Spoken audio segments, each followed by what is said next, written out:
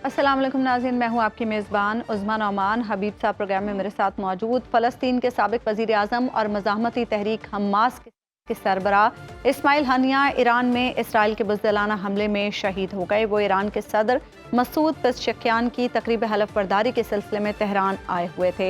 Hamas रहनुमा की शहादत एक ऐसे वक्त में हुई है जब गज़ा में निहत्ते फ़लस्तीनी इसराइली फ़ौज की बर्बरियत का सामना कर रहे हैं और गुज़श्ता साल 7 अक्टूबर से अब तक 40,000 के करीब फ़लस्तीनी शहीद हो चुके हैं। शहीद इस्माइल हनिया शहीदों के वारिस थे। उनके 3 बेटे, हमशीरा और पोते पोतियों समेत दर्जनों प्यारे गुज़श्ता चंद महीनों में शहीद हो चुके हैं। इस्माइल हनिया फ़लस्तीन की जिद्दोजहद आज़ादी के अलमबरदार और सिफारतकारी की एक मौसर आवाज़ थी जो ताकत के ज़रिए खामोश कर दी गई। पाकिस्तान ने इस वाक़े की सख्त मज़म्मत की है। इसके अलावा फ़लस्तीन नवाज़ ममालिक चीन, रूस और इस्लामी दुनिया ने भी इसराइली हमले की खुलकर मुखालिफत की है। ईरान के रहबर आला और रूहानी पेशवा आयतुल्लाह खामनाई ने इसराइल पर वाज़ेह किया है कि इस्माइल हनिया की हलाकत का बदला लेना ईरान का फ़र्ज़ है। ईरान के सदर और हमास ने भी नेतन्याहू हुकूमत को सख्त पैगाम दिया है, जबकि इसराइल इस मामले पर खामोश है। अलबत्ता अमरीकी वज़ीर दिफ़ा लॉयड ऑस्टिन ने खबरदार किया है कि अगर इसराइल पर हमला होता है तो अमरीका सेहूनी रियासत का दिफा करेगा। ईरान की जोग्राफियाई सरहदों के खिलाफ वर्जी पर क्या दुनिया इसराइल के खिलाफ एक्शन लेगी? शहादतों के सफ़र में आज की बड़ी शहादत हमास, हिज़्बुल्लाह, पॉपुलर फ्रंट और इस्लामी जिहाद की कार्रवाइयों में कितनी तेज़ी लाएगी?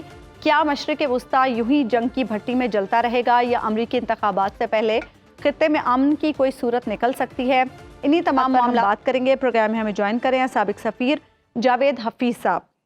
जावेद साहब, सबसे पहले तो ये कहिएगा, ईरानी सरजमीन पर इस्माइल हनिया की शहादत से क्या मैसेज दिया गया है और हमास के लिए कितना बड़ा सेटबैक है? जी, सबसे पहले तो शुक्रिया सुनो टीवी का कि मुझे आपने दावत दी। देखिए, ये बहुत बड़ा हादसा है और पैगाम जो है वो सिर्फ हमास के लिए नहीं है, पैगाम साथ ही साथ ईरान के लिए भी है।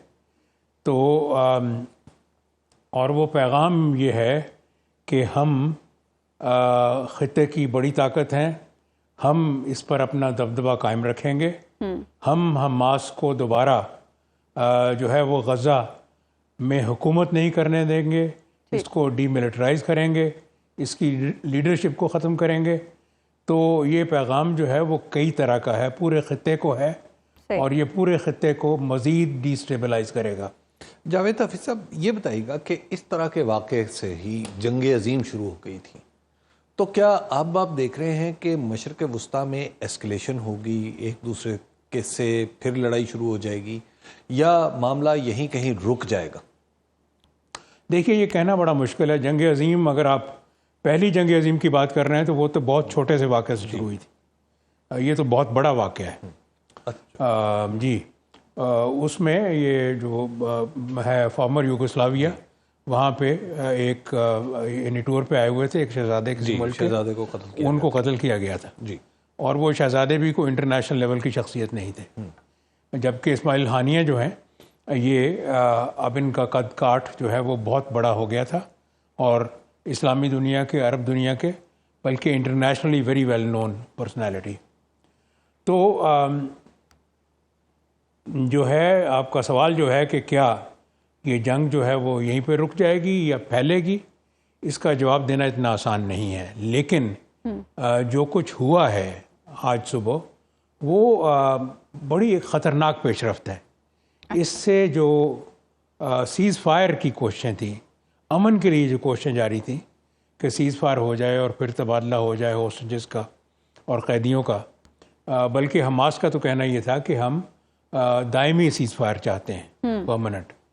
तो उन कोशिशों को बहुत नुकसान, बहुत धचका पहुंचा है और मेरे ख़्याल में 7 अक्टूबर के बाद से ये एक बहुत ही एक ट्रेजिक डेवलपमेंट है जिसका ज़िम्मेदार जो है वो इसराइल है। अच्छा सर, जब हम देख रहे हैं कि मशरिक़ वुस्ता में तनाव बढ़ता चला जा रहा है, तो पाकिस्तान के लिए भी उसके कुछ नताइज होंगे, रिपरकशंस होंगे? क्योंकि पाकिस्तान का भी मशरिक़ वुस्ता में एक किरदार, चलिए बहुत ज़्यादा ना सही, लेकिन हम एक अहम फरीक तो हैं वहाँ पे। جی میرے خیال میں ہوں گے، بالکل ہوں گے، اس لیے کہ اب پہلے تو یہ طے کر لیں کہ ہمارے وہاں پہ مفادات کیا ہیں۔ سب سے پہلے بات تو یہ ہے کہ مشرق وسطیٰ میں اگر یعنی ٹوٹل پاکستانی جو ہیں وہ دنیا میں 10 ملین ہیں، تو اس میں سے 7 ملین جو ہیں وہ مشرق وسطیٰ میں ہیں۔ میں نے مثلاً مجھے یاد آتا ہے 1991 بلکہ اگست 90 جب صدام حسین نے حملہ کیا تھا کویت کے اوپر، تو کویت تو یعنی سعودی عرب کے مقابلے میں یا دوسرے اپنا عمان کے مقابلے میں چھوٹا ملک ہے، وہاں سے ہزاروں پاکستانی نکلے تھے اور وہ واپس، میں اس وقت سعودی عرب میں تھا، پہلے وہ سعودی عرب آئے، وہاں سے ہم نے چارٹر جہازوں کے ذریعے سے ان کو بھیجا یہاں پہ، تو بہت سارے لوگوں کے جابس گئے تھے اور بہت ساری ڈسلوکیشن ہوئی تھی۔ تو اور اس کے علاوہ ہمارے مقدس مقامات ہیں پورے مڈل ایسٹ میں، ہمارے روحانی رشتے ہیں، ہمارے لوگ جو ہیں وہ حج، عمرہ اور پلگرمیج کے لیے نہ صرف سعودی عرب جاتے ہیں بلکہ ایران بھی جاتے ہیں، سیریا بھی جاتے ہیں، عراق بھی جاتے ہیں۔ تو اس لحاظ سے یہ خطہ پاکستان کے لیے معاشی طور پہ، اقتصادی طور پہ اور اسپرچول طور پہ ہر لحاظ سے بہت اہم ہے۔ تو واقعی ہمیں یعنی اس کو بہت غور سے دیکھنے کی ضرورت ہے کہ کیا نتائج ہوں۔ اچھا جاوید صاحب یہ بھی بتائیے گا کہ عرب دنیا میں ہم دیکھ رہے ہیں کہ کافی ٹھنڈا قسم کا رسپانس آیا ہے، وہاں پہ کوئی بڑی بات یعنی ایسا نہیں ہے کہ یا وہاں پر بھی غور کیا جا رہا ہے یا عرب ریاستوں کا کریکٹر بدل گیا ہے کہ اب وہ غور کرتی ہیں، اچھی طرح سچویشن کو سمجھتی ہیں اور پھر رسپونڈ کرتی ہیں، یا آپ سمجھتے ہیں کہ جو عرب ریاستوں کا رسپانس ہے وہ بڑا ٹھنڈا ہے؟ دیکھیے دو چیزیں ہیں، ایک پہلی بات تو یہ سمجھ لیں کہ جو مین پیلسٹینین کی ریپرزینٹیو جماعت ہے وہ ہے پیلسٹینین لبریشن آرگنائزیشن PLO، جس کے بانی تھے یاسر عرفات، اور آج کل اس کے لیڈر ہیں محمود عباس، جی، جو صدر بھی ہیں جی پیلسٹینین اتھارٹی کے۔ تو جو OIC ہے، جو اسلامی ملکوں کی تنظیم ہے، نمائندہ تنظیم ہے، وہ محمود عباس کو تسلیم کرتی ہے as a representative of the Palestinian people, وہ حماس کو ریکگنائز نہیں کرتی۔ تو ایک تو یہ وجہ ہے جس کو آپ کہتے ہیں کہ ٹھنڈا رسپانس ہے۔ دوسرا آپ کہتے ہیں، آپ کا سوال یہ تھا کہ کیا عرب لیڈر جو ہیں ان کی سوچ بدل گئی ہے؟ تو یہ واقعی پچھلے جو 8-10 سال میں ہم دیکھ رہے ہیں وہ سوچ بھی بدلی ہے، یعنی اس میں آئیڈیالوجی اور جذباتیت بہت کم ہو گئی ہے، اور وہ اب سوچنے، خاص طور پہ خلیجی ممالک یہ سوچنے لگ گئے ہیں کہ اصل چیز جو ہے وہ اقتصادیات ہے، اصل چیز جو ہے وہ انویسٹمنٹس ہیں۔ اسی لیے وہ انڈیا اور اسرائیل دونوں کے ساتھ انہوں نے تعلقات جو ہیں وہ بہتر کیے ہیں، وہ سوچ بھی بدلی۔ ٹھیک، اچھا جاوید صاحب یہ بھی کہیے گا کہ ایک اس واقعے کے دو پہلو ہیں، ایک تو اسماعیل ہانیہ کی شہادت جو یقیناً بہت بڑا سانحہ ہے، اور دوسری طرف ایران کی جغرافیائی سرحدوں کی خلاف ورزی بھی ہوئی ہے۔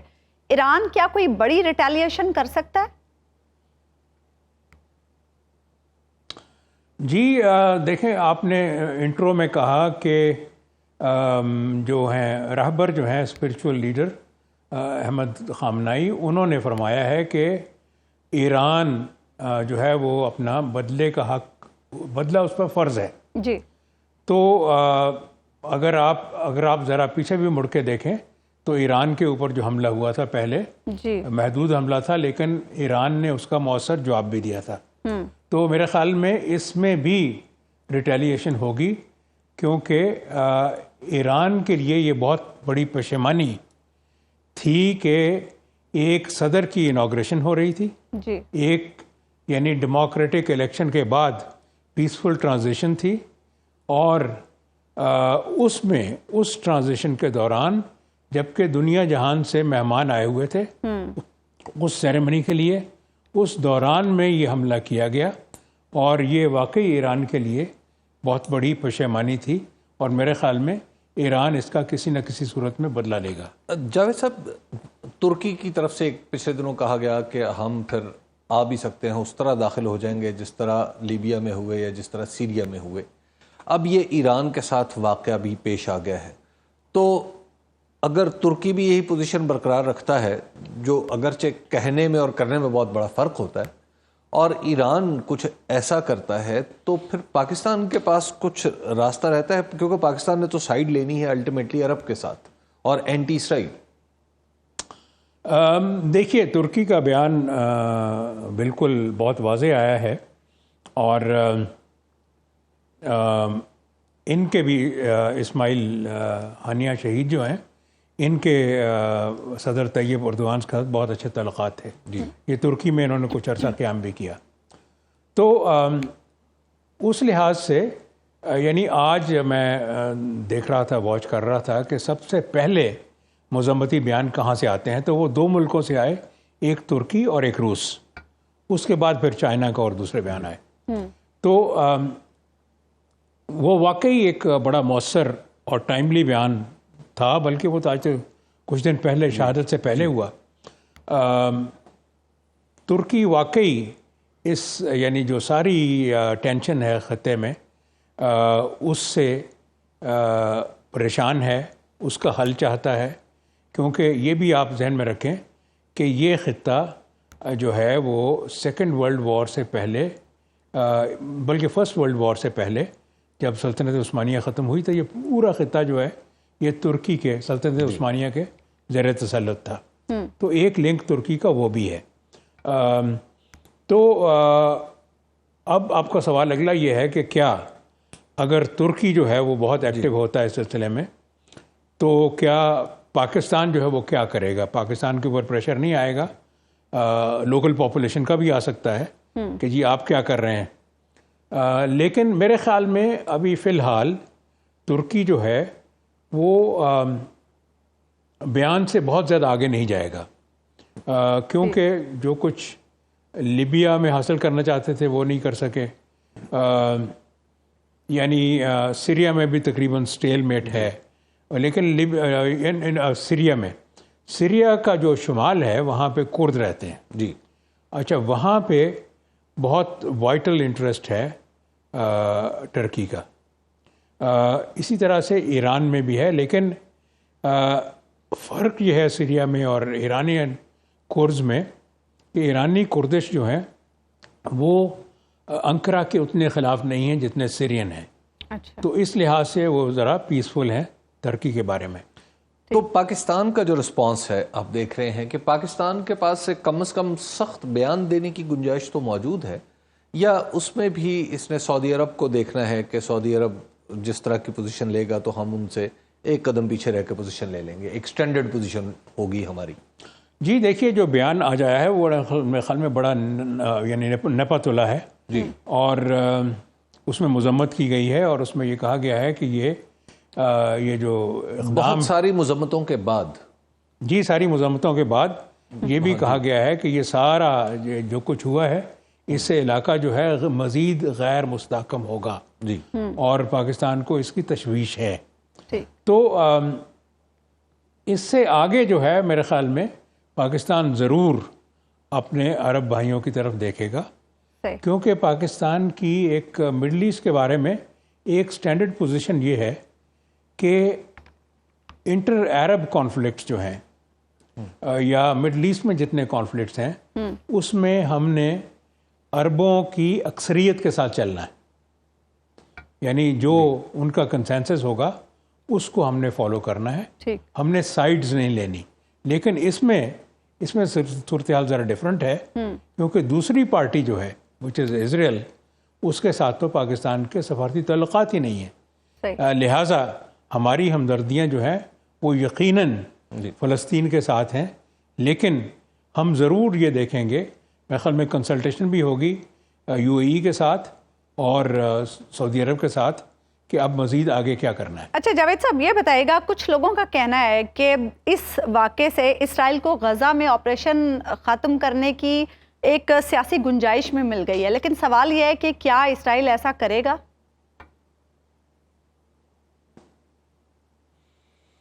دیکھیے، وہ صورتحال یہ ہے کہ اس کے بعد اسرائیل میرے خیال میں نہیں کرے گا، ہو سکتا ہے کہ وہاں پہ بمباری میں کچھ کمی آ جائے، لیکن جو پیس ایفرٹس ہو رہی تھیں، پیس ایفرٹس اس میں انوالو تھے قطر، ایجپٹ اور یونائٹڈ اسٹیٹس. جی.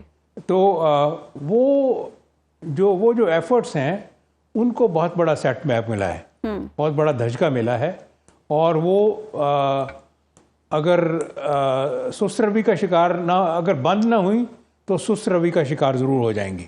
تو اس لحاظ سے میرے خیال میں غزہ جو ہے اس کے معصوم لوگ جو ہیں ان کی مشکلات ختم نہیں ہوئیں اس شہادت کے بعد، وہ کچھ عرصہ جاری رہیں گی. تو امریکہ کب تک، امریکہ عام طور پہ اس طرح کے کنونشنلی ہم نے دیکھا کہ امریکہ اس طرح کے ڈسپیوٹ میں بالخصوص جب اسرائیل ورسز فلسطین ہو تو فوری طور پہ اس کو ٹھنڈا کرنے کی کوشش کرتا ہے. اس دفعہ ہم دیکھ رہے ہیں کہ اس طرح اس کوشش تو آج بھی وہی ہے، لیکن اس سطح کی نہیں ہے جس طرح ماضی میں اوسلو اکارڈ، رائی ریور وغیرہ چیزیں ہمیں دکھائی دیتی تھیں. تو اب وہ آپ سمجھ رہے ہیں کہ الیکشن کی وجہ سے، کہ چونکہ صدارتی الیکشن ہونا ہے، جو بائیڈن صاحب جو ہیں وہ چونکہ خود الیکشن نہیں لڑ رہے، تو آئندہ آنے والے دونوں امیدواروں میں سے جو بھی جیتے گا تو اس وقت تک یہ معاملہ اسی طرح لٹکا رہے گا؟ جی دیکھیں، سوال دلچسپ ہے. صدارتی انتخابات بھی بالکل ہو رہے ہیں، اور امریکہ میں ایک ریاست ہے مشیگن، جہاں پہ عربز بہت بڑی تعداد میں ہیں، اور اس کو سوئنگ اسٹیٹ کہا جاتا ہے، کہ یعنی وہاں کے الیکشن کے نتائج جو ہیں وہ اوور آل نتائج کے اوپر اثر انداز ہو سکتے ہیں. اور سوئنگ اسٹیٹ وہ ہوتی ہے جو کہ اپنے موقف، اپنی پوزیشن بدل سکتی ہے، کبھی ایک طرف کبھی دوسری طرف. جی. تو وہاں پہ جا کے دونوں کینڈیڈیٹس جو ہیں مشیگن کے اوپر زور دے رہے ہیں، اور مشیگن والوں نے جو شرائط رکھی ہیں وہ یہ ہیں کہ آپ اسرائیل کی مدد جو ہے وہ ختم کیجئے یہ سارے غزہ میں. تو ایک تو وہ امپورٹنٹ اینگل ہے. دوسرا جو آپ نے کہا کہ امریکہ کا جو بیان آیا ہے وہ نسبتاً مائلڈ ہے، کیونکہ ان کے جو وزیر خارجہ ہیں انہوں نے یہ کہا ہے کہ امریکہ اس واقعے میں ملوث نہیں ہے. آج سنگاپور سے ان کا بیان آیا ہے. لیکن جو عرب میڈیا میں نے دیکھا ہے اور سنا ہے اس میں بڑی وائڈ پرسیپشن ہے کہ یہ حملہ جو ہے یہ امریکہ کی ٹیکنیکل مدد کے بغیر ممکن ہی نہیں تھا. اس لیے کہ اتنی پرسیژن کے ساتھ آپ جو ہے وہ تہران کے، یعنی تہران بہت بڑا شہر ہے، اٹس اے ہیوج سٹی، وہاں پہ ایک جگہ کو آپ پریسائزلی اسی جگہ کو ہٹ کرتے ہیں. تو یہ سیٹلائٹ ٹیکنالوجی اور پورے جو ہے اس کی مدد جو ہے اس کے بغیر ممکن نہیں، امریکہ کی مدد کے بغیر ممکن ہے. ٹھیک ہے، بہت بہت شکریہ جاوید حفیظ صاحب، آپ ہمارے ساتھ موجود تھے. پروگرام میں ایک بریک ہم لیں گے ناظرین، بریک کے بعد واپس آئیں گے تو گفتگو کے سلسلے کو آگے بڑھیں. ویلکم بیک ناظرین. گزشتہ روز ایوان میں پیش کیے گئے الیکشن ایکٹ ترمیمی بل کو آج قومی اسمبلی کی قائمہ کمیٹی میں کثرت رائے سے منظور کر لیا گیا ہے. بل کی حمایت میں 8 اور مخالفت میں 4 ووٹس آئے. تحریک انصاف کی طرف سے بل کی مخالفت کی گئی. جے یو آئی نے ووٹنگ میں حصہ نہیں لیا اور پیپلز پارٹی اجلاس میں شریک نہیں ہوئی. الیکشن ایکٹ 2017 کی 2 شقوں میں ترمیم کی گئی ہے. پہلی ترمیم کے مطابق کسی سیاسی جماعت کی جانب سے وابستگی کا اقرار نامہ تبدیل نہیں کیا جا سکتا، جبکہ دوسری ترمیم میں کہا گیا ہے کہ جس پارٹی نے مخصوص نشستوں کی فہرست نہ دی ہو اسے مخصوص نشستیں نہیں دی جا سکتی. تحریک انصاف نے اعتراض اٹھایا ہے کہ اس بل کو غیر آئینی طریقے سے قومی اسمبلی سے پاس کرایا جا رہا ہے. الیکشن کمیشن کی طرف سے اب تک 246 میں سے 93 اراکین کی پی ٹی آئی سے وابستگی تسلیم کی گئی ہے، جس میں پنجاب اسمبلی کے 29، خیبر پختونخوا اسمبلی کے 58 اور سندھ اسمبلی کے 6 اراکین شامل ہیں. ایک دن پہلے الیکشن ترمیمی بل کا قومی اسمبلی میں پیش ہونا اور اگلے ہی دن اس کا پاس ہو جانا کتنا اہم ہے؟ مجوزہ بل سپریم کورٹ کے فیصلے پر کیسے اثر انداز ہو سکتا ہے؟ اسی ساری پر بات کرنے کے لیے پروگرام میں ہمارے ساتھ موجود ہیں سربراہ پلڈیٹ احمد بلال محبوب صاحب. احمد بلال محبوب صاحب، اگر یہ بل پارلیمان سے منظور ہو جاتا ہے، یعنی سینٹ سے بھی پاس ہو جاتا ہے، تو پھر کیا سچویشن بنے گی؟ بہت شکریہ. دیکھیے، سینٹ سے بھی پاس ہو جاتا ہے اور پھر صدر مملکت اس پہ سائن بھی کر دیتے ہیں تو پھر یہ باقاعدہ قانون بن جائے گا، اور اس قانون کا جو بنیادی تھرسٹ ہے وہ تو سپریم کورٹ کا 12 جولائی کے فیصلے کو نلیفائی کرنے کا ہے. یعنی وہ پھر فیصلہ نل اینڈ وائڈ پریکٹیکلی ہو جاتا ہے. اچھا، اس کے اوپر پھر عمل درآمد کرنا ممکن نہیں رہتا، کیونکہ یہ پرانی تاریخ سے اس کا نفاذ ہو جائے گا.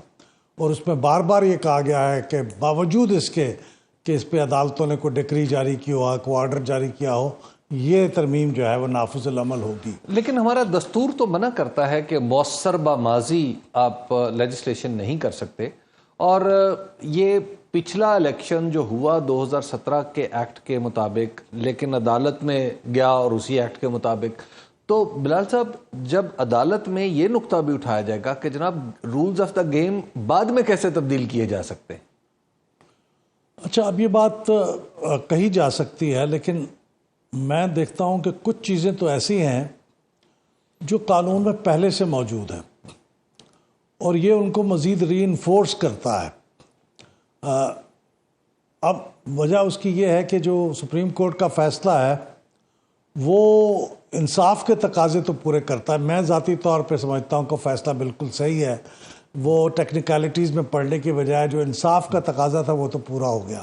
لیکن یہ عجیب بات ہے کہ ہم کہتے ہیں نا قانون اور انصاف کے تقاضے پورے ہو گئے، تو اس میں قانون کا تقاضا پورا نہیں ہوا، اس سینس میں کہ لیٹر آف دی لا وہ اس کے اوپر عمل نہیں ہوا. تو وہ جو گنجائش ہے جہاں قانون کے الفاظ سے آپ نے ذرا ہٹ کے تعبیر کی ہے، تو اب اس کے اوپر اس کا فائدہ اٹھاتے ہوئے یہ جو ترمیم لائی گئی ہے یہ ان الفاظ کو مزید ری انفورس کرتی ہے. میرا نہیں خیال کہ اس میں کوئی نئی بات ہے، وہ پرانی ہی بات کو جو لکھی ہوئی تھی اس کے اندر اگر کوئی گیپ تھا تو اس کو اس گیپ کو فل کرتا ہے. میرے لیے، میں خود بھی الیکشن کا طالب علم ہوں اور اس کو دیکھتا ہوں، تو مجھے ایسے لگتا ہے کہ جب یہ معاملہ عدالت میں جائے گا بلال صاحب، تو شاید وہاں پہ یہ ہوگا کہ عدالت کہے گی بالکل آپ نے قانون ٹھیک بنایا ہے، آپ ایسے ہی رکھیں، ہم اس کو دستور کے مطابق ہی قرار دیتے ہیں، لیکن یہ جو پچھلا میچ ہو چکا ہے وہ اسی اصول کے مطابق ہوگا. کیونکہ یہ آئین میں ترمیم کر کے پیچھے تو جایا جا سکتا ہے، دستور میں ترمیم کر کے پیچھے، قانون میں ترمیم کر کے پیچھے نہیں جایا جا سکتا. یہ it's a matter of argument کہ اس پہ دلیل دی جا سکتی ہے، بحث ہو سکتی ہے. مثلاً دلیل یہ بالکل وزنی ہے دلیل کہ آپ مؤثر باماضی کیسے کر سکتے ہیں، لیکن اس کے کاؤنٹر دلیل یہ ہے کہ یہ قانون تو پہلے سے موجود ہے جناب والا. یا تو کوئی نئی بات ہم نے کہی ہو، قانون تو پہلے ہی ایک آدھ کہہ رہا ہے، ہم نے تو اب اس کو مزید ری انفورس کیا ہے اور تو کچھ نہیں کیا تاکہ ایمبیگوٹی نہ رہے. تو یہ اب عدالت کے اگر یہ معاملہ جائے گا تو وہاں پہ جو بحث اور دلیلیں پیش کی جائیں گی وہ سننے اور دیکھنے والی ہوں گی، لیکن میرے خیال میں دونوں طرف سے باتیں کہی جا سکتی ہیں، دلیلیں دی جا تو سکتی ہیں. احمد بلال صاحب، آپ کو نہیں لگتا اس معاملے سے جو 12 جولائی کا فیصلہ تھا جس میں پی ٹی آئی کو نشستیں ملی تھیں، وہ نشستیں ایک دفعہ لٹک گئی ہیں یا واپس ہو گئی، یعنی دوبارہ حکومتی اتحاد کو چلی گئی؟ دیکھیے، کچھ نشستیں تو میرے خیال میں مل چکی ہیں پی ٹی آئی کو. جی، میرا نہیں خیال کہ وہ واپس ہو رہی ہیں، کیونکہ اس کے اوپر ڈیکلریشن دیا ہوا تھا. اگرچہ وہ ڈیکلریشن کافی نہیں تھا، اس کے ساتھ پارٹی کی بھی ٹکٹ ساتھ منسلک ہونی چاہیے تھی، لیکن بہرحال عدالت نے وہ سمجھا کہ وہ ڈیکلریشن پورا ہے اور اس کی بنیاد پہ الیکشن کمیشن نے بھی ان کو نوٹیفائی کر دیا ہے. لیکن جو باقی 41 ہیں قومی اسمبلی کی اور اسی طرح صوبائی اسمبلیوں کی جن میں ڈیکلریشن نہیں تھا، وہ کم از کم رک گئی ہیں اس قانون کے مطابق جب تک کہ اس قانون کی رد میں کوئی دوسرا سپریم کورٹ کا فیصلہ نہ آئے. تو اس وقت تو میرا خیال میں پارشلی یہ نشستیں رکی ہیں، پوری کی پوری تو نہیں رکی. اچھا، اور آپ کو کیا لگتا ہے احمد بلال صاحب، یہ جس طرح سے اب اس معاملے میں تاخیر ہوگی تو اس سے کس طرح کا بحران پیدا ہو سکتا ہے؟ کیونکہ ایک طرف سپریم کورٹ کا فیصلہ ہے، پھر اگر یہ قانون پاس ہو جاتا ہے تو پھر سپریم کورٹ کا فیصلہ سیٹ اسائیڈ ہو جائے گا. جیسے ہم نے دیکھا تھا 14 فروری کا ان کا الیکشن کا فیصلہ بھی نہیں مانا گیا. تو اس سے کس طرح کا بحران پیدا ہو سکتا ہے؟ دیکھیے، بحران تو یہ پیدا ہو چکا، اگر اس کو بحران کہا جائے، جی، کہ سپریم کورٹ کا ایک فیصلہ ہے اور اس سپریم کورٹ کے فیصلے کے بالکل اپوزٹ ایک قانون سازی ہو گئی ہے، جس سے وہ سپریم کورٹ کا فیصلہ جس کے اوپر پوری فل کورٹ نے اتنی نشستوں میں، اتنی سماعتوں میں یہ فیصلہ کیا بڑی مشکل سے، تو یہ بذات خود ایک بحرانی کیفیت ہے. لیکن میں سمجھتا ہوں کہ اس بحرانی کیفیت میں کسی حد تک تمام تر احترام کے باوجود عدلیہ کا اپنا بھی ایک رول ہے، اور وہ اس طرح سے ہے کہ عدلیہ اگر مہربانی فرماتی کہ اگر اس کا تفصیلی فیصلہ بھی جاری کرتی اور پھر اس کی جو ریویو پٹیشن ہے اس کے اوپر بھی شنوائی کر کے سماعت کر کے اس پہ ایک کلوجر ہو جاتا تو وہ زیادہ بہتر تھا. یہ خلا درمیان میں رہتا، اب درمیان میں کوئی وجہ بھی نہیں ہے سوائے اس کے کہ ہم چھٹیوں پہ جا رہے ہیں، تو میرے خیال میں وہ درست نہیں تھا. یہ اتنے اہم فیصلے کے اوپر جس کے اوپر فوری نوعیت، وہ اتنی فوری نوعیت کی چیز ہے کہ انہوں نے اس کے اوپر ایک ٹائم ٹیبل متعین کر رکھا ہے. تو آپ کو پھر یہ چاہیے تھا کہ آپ چھٹیوں اپنی مؤخر کر لیتے اور آپ اس پہ فیصلہ کر لیتے. وہ انہوں نے نہیں کیا. تو بحران پیدا کرنے میں میرے خیال میں عدلیہ کا بھی اپنا رول ہے، اور اب اس بحرانی کیفیت سے ہی فائدہ اٹھاتے ہوئے ہماری مقننہ نے، ہماری پارلیمنٹ نے بھی اپنی، اس کو آپ اس طرح سے بھی کہہ سکتے ہیں کہ اپنی ٹرف کی حفاظت کی ہے. وہ سمجھتے ہیں کہ ہمارا کام تھا قانون سازی، اور یہ عدالت نے قانون کی انٹرپریٹیشن کرتے کرتے قانون سازی کر ڈالی ہے. تو سمجھتے ہیں کہ ان کا بلال صاحب، ٹرف، اگر ہم ساری حکومتی کوششوں کو دیکھیں، چاہے وہ قوانین ہیں، چاہے وہ لوگوں کی اپائنٹمنٹ ہے، چاہے کوئی بھی ترمیم ہے، وہ ساری ایک ہی طرف پوائنٹ کرتی ہوئی نظر آ رہی ہے کہ موجودہ حکومت دراصل الیکشن کو کھلنے سے بچانا چاہتی ہے. یہ فارم 45 اور 47 پہ جب معاملہ آتا ہے تو یہ ججوں پہ اعتراض کرتی ہے. اس کے بعد جج کیس سننا شروع کرتے ہیں تو یہ الیکشن کمیشن چلی جاتی ہے کہ جی ٹریبیونل بدل دو. اس کے بعد سیٹیں اپنی جو اوریجنلی اس کی نہیں تھی، جب وہ اس کو مل جاتی ہیں تو ان سے کلیم کر لیتی ہے کہ جناب ہم نے چھوڑنی نہیں ہے، اور اسے ناانصافی سے تعبیر کرتی ہے. تو ساری چیزیں ایسا لگ رہا ہے کہ جو 8 فروری 2024 کا جو الیکشن ہے اس کو کسی تالے میں بند کرنا ہے، کسی ایسی جگہ رکھنا ہے جہاں وہ کھل نہ سکے. یہ درست ہے، اور یہ صرف اسی الیکشن کے بارے میں درست نہیں ہے. یہ تقریباً وہ تمام الیکشن جو کسی ارینجمنٹ کے تحت ہوتے ہیں، جو پہلے سے طے شدہ ہوتے ہیں، جو فکسڈ میچ کے زمرے میں آتے ہیں، جو آپ لے لیجئے 1988 کا، 1990 کا، 2002 کا، 2018 کا، یہ تو بڑی بڑی مثالیں ہیں. تو اسی طرح سے جب وہ ارینجمنٹ کے تحت ایک حکومت بنی ہوتی ہے تو وہ اس ارینجمنٹ کو کس طرح سے انڈو کریں، اس کے لیے وہ ہر قیمت پہ، ہر سطح تک، ہر ایکسٹینٹ تک جانے کو تیار ہیں کہ وہ نہیں ہو سکتا. یہ ارینجمنٹ ایسے ہی رہے گا، اس کے علاوہ بات کیجئے آپ. تو یہ ہمیں بالکل صحیح ہے، یہ ایسے ہی لگتا ہے. ٹھیک ہے، بہت بہت شکریہ احمد بلال محبوب صاحب، آپ پروگرام میں ہمارے ساتھ موجود ہیں. ہم لیں گے ناظرین، بریک کے بعد واپس آئیں گے تو گفتگو کے سلسلے کو آگے. ویلکم بیک ناظرین. بھارت پاکستان پر دراندازی کا الزام لگانے سے باز نہیں آ رہا، اور اس کی تازہ ترین مثال انڈین میڈیا کی وہ ڈس انفارمیشن اور فیک نیوز ہے، جس میں وہ آزاد کشمیر کے ایک شہری کا حوالہ دے کر یہ پروپیگنڈا کر رہا ہے کہ 600 پاکستانی کمانڈوز جو سادہ کپڑوں میں ملبوس ہیں وہ مقبوضہ کشمیر میں داخل ہوئے، اور 120 سے 180 دہشت گرد جس میں غیر ملکی بھی شامل ہیں ان کے لیے سہولت کاری کی. انڈین حکومت اور اس کا میڈیا ایسا پہلی بار نہیں کر رہا. اس سے پہلے اس نے یہ بھونڈا الزام لگایا تھا کہ کابل کے سرینا ہوٹل کی 5ویں منزل ISI کے زیر استعمال ہے، جبکہ حقیقت یہ ہے کہ اس ہوٹل کی صرف 2 ہی منزلیں ہیں. اس کے علاوہ بچوں کے گیسی غبارے جس پر PIA لکھا تھا وہ بھی بھارتی سرکار نے 1 سے زائد بار جاسوسی کے الزام میں پکڑے، جبکہ کبوتروں کو بھی جاسوس قرار دے کر پکڑا جاتا رہا. بھارتی پنجاب میں ٹڈی دل کے حملے کو بھی انڈین میڈیا نے پاکستان کے کھاتے میں ڈالا، اور ان تمام ڈراموں اور تماشوں پر مودی سرکار کی خوب جگ ہنسائی بھی ہوئی، لیکن بھارت اپنی بھونڈی حرکتوں سے پھر بھی باز نہیں آ رہا ہے. اسی ساری صورتحال پر ہم بات کریں گے. ہمیں جوائن کریں ہیں تجزیہ کار اور سربراہ نوجوانان پاکستان پارٹی عبداللہ حمید گل صاحب. عبداللہ صاحب، سب سے پہلے تو ہم یہ جاننا چاہیں گے کہ بھارت، ہم دیکھ رہے ہیں مسلسل ایسی کوششیں کرتا رہا ہے، ماضی میں بھی بڑی ایسی کوششیں وہ کر چکا ہے، پرانا وتیرہ ہے. اس بار جو یہ پروپیگنڈا کیا جا رہا ہے اور بڑے فگرز بھی دیے جا رہے ہیں، اس میں اس ڈس انفارمیشن، فیک نیوز اور پروپیگنڈے کا مقصد آخر کیا ہو سکتا ہے آپ کے خیال میں؟ بسم اللہ الرحمن الرحیم. بہت شکریہ. دیکھیں، بھارت جو ہے وہ کبوتر کے اوپر بھی جو ہے وہ ISI کا الزام لگاتا رہا ہے. तो बेचारों की अगर सोच ही इतनी पस्त हो चुकी है और इतने वो मेरे ख्याल में एहसास कमतरी का शिकार हो चुके हैं, तो फिर अल्लाह ताला उन पर रहम फरमाए और उनको जो है वो अक्ल दे। लेकिन मसला ये है कि अक्ल उनको आ नहीं रही। पहली बात ये है, वो अपने गुनाह जो है वो छुपाना चाह रहे हैं। इसका जो बुनियादी मकसद है कि या तो वो एक कोई बड़ा वाकया जो है वो कश्मीर में जो है वो करना चाहते हैं, जिसकी वो आड़ अभी से ले रहे हैं, अच्छा। और या फिर वो दूसरा जो है कोई फॉल्स फ्लैग जिसको ऑपरेशन कहा जाता है, या फिर उनका जो मकसद है वो ये है कि अपने जो सिपाहियों का मोराल है उसको बूस्ट अप करना चाहते हैं, क्योंकि दुनिया में सबसे ज्यादा जो फौजी भगोड़े हैं उनकी तादाद भारतीय फौज के अंदर है, और वो भी कश्मीर के अंदर। इसलिए भारत जो है वो आए दिन जो इस किस्म के वाकयात हैं वो एक क्रिएट करता है, स्टोरी क्रिएट करता है, जैसे बॉलीवुड फिल्म के अंदर होता है। लेकिन वो ये सब भूल गया है, ये फिल्म नहीं है, ये असल हकीकत है। पहली बात है कि जिन मेजर जनरल साहब की आदिल रहमान साहब की जिक्र कर रहा है, वो इस टाइम पे हमारे एसएसजी के कमांडर हैं, और उनका पूरी दुनिया को पता है जनरल आदिल रहमानी जो है वो कमांड कर रहे हैं। जहां तक उनका ये ताल्लुक है जी, 600 लोग लेके जो है वो कमांडोज चले गए हैं।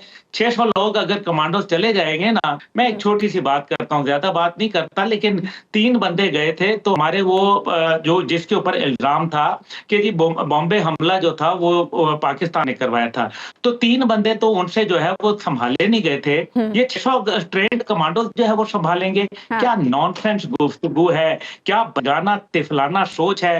कर्नल फलाने के नाम के ऊपर वो डाल दिया। ओ भाई, पाकिस्तान के जो अगर हाथ खोल दिए ना जिस दिन, हमने अपने कमांडोज के, हमने अपनी फौज के, हमने अपनी इंटेलिजेंस एजेंसी के, उस दिन भारत के मुतालिक ये नहीं कहा जाएगा कि एक भारत है, बल्कि कहा जाएगा एक भारत था। हम पाकिस्तान एक न्यूक्लियर जिम्मेदार रियासत हैं, हम जो है वो एक अच्छे अंदाज में चलना चाहते हैं, लेकिन भारत जो है यही काम जो इसराइल कर रहा है वो ये समझ रहा है कि प्रीएम्प्टिव स्ट्राइक डॉक्ट्रिन के अंदर हम जो है वो चल रहे हैं। और आपको याद है राजनाथ ने ये बोला था जब इसकी गार्डियन की स्टोरी लीक हुई थी, तो राजनाथ ने कहा था कि जी हम घुस के पाकिस्तान के अंदर टारगेट किलिंग कर रहे हैं, जिसको वैलिडेट किया अजीत डोवल ने, जो नेशनल सिक्योरिटी एडवाइजर, और उस वक्त नरेंद्र मोदी ने भी जो है बतौर वजीर आजम इस जुर्म को जो है कबूल किया था।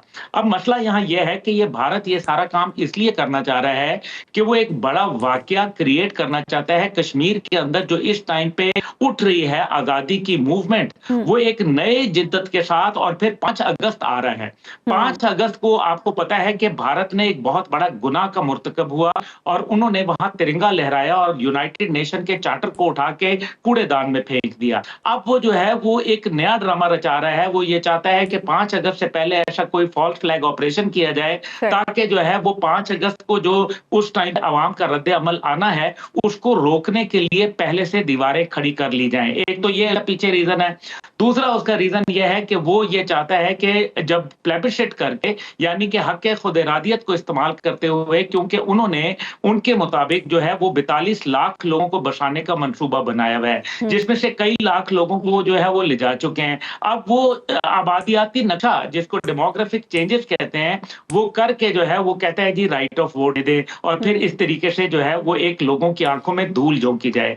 ये चीजें जो है ये भारत को, मेरे ख्याल में उनका जो इंतहाई ये मेरे ख्याल में क्रू सोच है, उनकी रॉ की गलत प्लानिंग है। भारतीय फौज के अंदर एक कमजोरी है, और ये डिस इन्फो लैब जो थी पहले जो बनाई गई थी, और उसके बाद भी इसी तरीके से फॉल्स फ्लैग ऑपरेशन करते रहे, ये वो तमाम बातें हैं जो भारत जो है वो ये कर रहा है। और सिर्फ दुनिया के अंदर जो है जो उनका तरीका है कि मुंह में राम राम और बगल में चूरी, ये उनका पुराना वतीरा है। लेकिन अच्छा, अब अब्दुल्ला गुल साहब ये भी बताइएगा कि अब ये जो भारत ने कोशिशें शुरू की हैं, इनका इंटरनेशनल लेवल पर तोड़ कैसे किया जाना चाहिए, कि जो कुछ भारत ने प्रोपेगेंडा अपने मीडिया के जरिए शुरू किया है, क्या उसको कुछ सफारती शक्ल भी दे रहा है? और अगर ऐसा कर रहा है तो हमारे पास क्या रास्ता है कि उसका तोड़ करें, उसका रास्ता रोकें? हबीब अकरम साहब, बहुत अच्छा आपने सवाल पूछा है। देखिए, पहली बात यह है कि सिफारती सतह के ऊपर पाकिस्तान को मेरे ख्याल में एक्टिव होना चाहिए, जो कि हम फिलहाल उस तरह से एक्टिव नहीं है जिस तरह से हमारे सफारतकारों को होना चाहिए है। कश्मीर का जब ये वाकया हुआ तो तमाम जो एम्बेसीज थी उनके अंदर कश्मीर के हवाले से जो एक्टिविटी थी वो उस तरह से नजर नहीं आई, ताकि खास तौर पे जो हमारा डायस्पोरा रहता है कश्मीर का, जो यूरोप में रहता है, अमेरिका में रहता है, बरतानिया में रहता है, उनको एंगेज करने की जरूरत है। एक तो ये बात है, और मेरे ख्याल में कुछ हद तक हम काम करते भी हैं उस पे। लेकिन दूसरा जो है वो उनके खिलाफ केस बिल्ड करने का है, और वो लीगल मैटर है, और मेरे ख्याल में हमें लीगल मैटर के ऊपर जो है वो मामलात करने चाहिए, क्योंकि कायदे आज़म रहमतुल्लाह के दौर के अंदर हमने देखा कि हमने लीगल तरीके से जो है ये केस लड़ना शुरू किया, लेकिन फिर हम जो है वो अब आहिस्ता आहिस्ता उस जो फील्ड है उसमें कमजोर हो गए, और यूनाइटेड नेशन के अंदर जो उनकी ह्यूमन राइट्स वायलेशंस हैं, जो उनके टाडा पोटा और जो ब्लैक कवानीन है उनके खिलाफ से हमें मेरे ख्याल में लोगों को ये बावर कराना चाहिए, और वो केस बिल्ड करना चाहिए जिस तरीके से आली अदालत के अंदर हम लेके गए, और हमने जो देखा कि जब अब्दुल्ला कुलभूषण का साहब, वाकया ये हुआ। अब्दुल्ला गुल साहब, ये बताइएगा कि जो मौजूदा हुकूमत है, अब जाहिर है इसके अंदर बहुत सारे फ्रैक्चर्स हैं, क्या ये हुकूमत आपके ख्याल में वो सफारती ऑफेंसिव बना सकती है जो इसे बनाना चाहिए कश्मीर के हवाले से? नहीं, हबीब अकरम साहब, मैं माजरत चाहता हूं कि जो कश्मीर के ऊपर, क्योंकि जब से ये हुकूमत आई और फिर PDM-1 की हुकूमत जब मौजूद थी, तो मैंने उनके अंदर कोई कश्मीर के हवाले से कोई जामे मनसूबा बंदी नहीं देखी। अभी तक आप देखें कश्मीर पॉलिसी ही नहीं है। अभी तक आपके जो है वो कश्मीर के ऊपर जो आपके कश्मीर कमेटी वगैरह के चेयरमैन जो है उसके हवाले से एक बहुत मेरे ख्याल में कमजोर सिलसिला नजर आ रहा है। तो आप जब कश्मीर पॉलिसी नहीं होगी तो फिर आप मनसूबा बंदी क्या करेंगे, और फिर कश्मीर के हवाले से आप हुकूमत का जो अभी तक स्टांस देखें, मैं नहीं समझता कि कोई वो बहुत ही हौसला अफजा है। तो फिर कैसे इसे हम काउंटर कर सकते हैं, और इसमें हमारे मीडिया का क्या रोल हो सकता है, क्योंकि भारत अपने मीडिया को बहुत ज्यादा इस्तेमाल कर रहा है? देखें, काउंटर करने के लिए आप अगर भारत के मुकाबले में मीडिया को या कुछ करेंगी, भारत एक बड़ा मुल्क है, उनके पास बड़े वसाइल हैं, उनके पास जो है उनका एक बहुत बड़ी आबादी गैर मुमालिक में बैठी है। खासतौर पे अमेरिका के अंदर जो ज्यादातर स्टाफर्स हैं, जो सेनेटर्स और कांग्रेसमैन के हैं, वो इस टाइम पे भारत के हैं, और फिर खुद कैमला हैरिस जो है वो भारतीय ओरिजिन से जो है वो ताल्लुक रखती हैं। तो भारत को एक बहुत ज्यादा जो है वो एक उनको एज हासिल है। लेकिन पाकिस्तान के ISPR के लिए आपको याद होगा कि भारत ने कहा था कि हमें कोई एक ऐसा दे दें बंदा जो हमारा ISPR की शक्ल के अंदर हमारे पास आ जाए, एक ऐसा इदारा। यानी कि भारत के पास भी ISPR जैसा इदारा मौजूद नहीं है, उनके पास भी ISI जैसा इदारा मौजूद नहीं है। हमारे मीडिया ने बहुत अच्छा किरदार अदा किया, आप भी उनमें शामिल हैं, हबीब अकरम साहब भी उसमें शामिल हैं, और दीगर भी तमाम लोग। मेरे ख्याल में कश्मीर के ऊपर किसी ने कोई कमजोरी नहीं दिखाई, बड़े वाज़े और दो टोक मौका इख्तियार किया, और आखिर आहिस्ता आहिस्ता उसके असरात हो रहे हैं। लेकिन जो सिफारती सतह पर, कानूनी सतह पर, सियासी सतह के ऊपर, जो मुमालिक की सतह के ऊपर जो हमें आवाज बुलंद करनी चाहिए, उसमें मेरे ख्याल में अभी जो है लर्जिश है। ठीक है, बहुत बहुत शुक्रिया अब्दुल्ला गुल साहब, आप प्रोग्राम में मौजूद थे। प्रोग्राम का वक्त खत्म हुआ। नाज़रीन, आपसे मुलाकात होगी इंशाल्लाह कल। अल्लाह ने के बाद।